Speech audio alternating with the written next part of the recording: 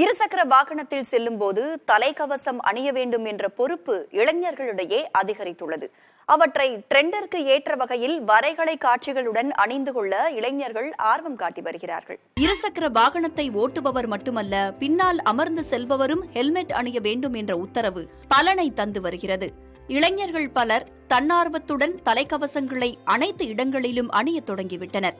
போக்குவரத்து காவலர்கள் இல்லாத இடங்களிலும் 90% இளைஞர்கள் தலைக்கவசம் அணிந்தே இருசக்கர வாகனத்தில் செல்வதாக பொதுக்கருத்தை கேட்க முடிகிறது.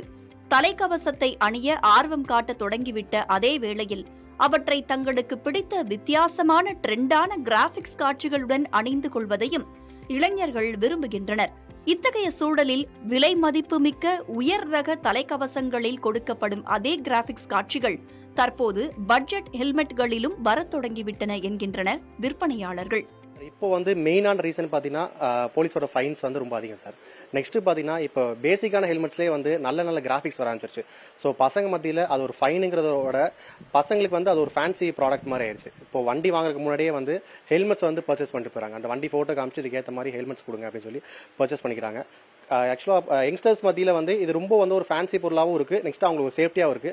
இளைஞர்களுக்கான தலைக்கவசங்கள் ஒருபுறம் வித்தியாசமான டிசைன்களில் வரவேற்பு பெற்றுக் கொண்டிருக்க, குழந்தைகளுக்கான சிறிய ரக ஹெல்மெட்டுகளின் விற்பனையும் தற்போது அதிகரித்திருப்பதாக கூறுகின்றனர் விற்பனையாளர்கள்.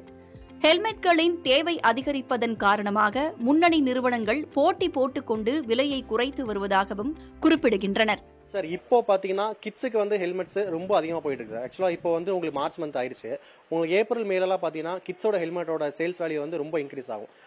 பொதுவாக பார்த்தீங்கன்னா இப்போ ஸ்கூல்ஸ்குள்ள பேரண்ட்ஸ் கொண்டு போய் உள்ள கேட்டுக்குள்ள போய் அவங்களோட சில்ட்ரன்ஸை விடணும் அப்படின்னா ஹெல்மெட்ஸ் வியர் பண்ணி தான் மட்டும் தான் விடுறாங்க. அதனால இப்போ எல்லா பேரண்ட்ஸுமே அவங்களோட கிட்ஸுக்கும் ஹெல்மெட்ஸ் யூஸ் பண்ணி பழகிறாங்க.